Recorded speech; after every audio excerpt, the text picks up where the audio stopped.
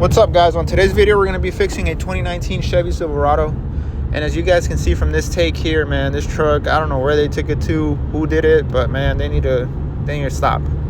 But anyways, I started by removing all of my front end. Basically, it was going to get a new fender, and to get the fender off, you have to remove all of the front end, basically. So that's all that you're seeing here. It's a quick little video, a quick run through, but this guy tried to beat a railroad crossing and he lost, unfortunately. But lucky for me, you know, I get to repair it. But anyways, I go to the rear, I remove the bed cover, I start removing the tail lights, the rear bumper, everything, because it's also getting a new bedside. As you can see, it took some of the railing here as well. The cab corner took some damage. It was pretty nasty, actually. It was like pretty much bodywork and replacement all around.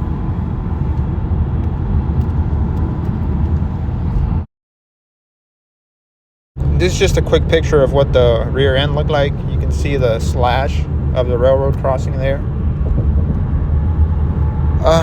But I pretty much start by removing the bedside. I started off with the bedside first. I went ahead and cut a big hole so I can get access all around.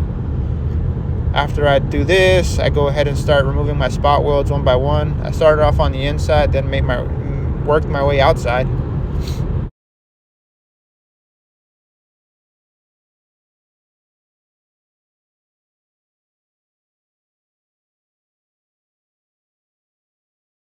Once I was done back here, I went ahead and went to the back side of the bedside where the cab corner and the bed meet, and I removed the spot welds that were here. And then I went into the wheel well and removed all of those as well. It's a pretty straightforward process, nothing crazy going on, just removing and grinding some spot welds. I prefer the belt sander tool because to me it's faster, but you can also drill it out if you would like. To each their own, man, honestly. I didn't record me propping the bedside onto the bed, but this is what it looked like after it had been pre-fit and pre-fitting the tailgate and everything with the light, making sure that my gaps are good and that it looks good, basically, and for me to permanently weld it. As you can see here, it looks good on both sides.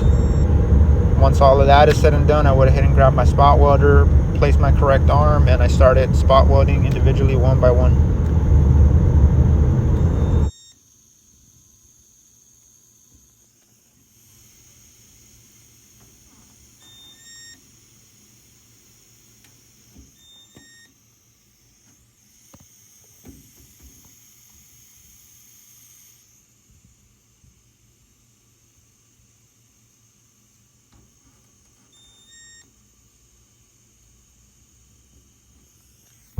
And then this here is what the cab corner looked like. I repaired the rear door and I repaired the cab corner, and this is what it looked like with the primer on.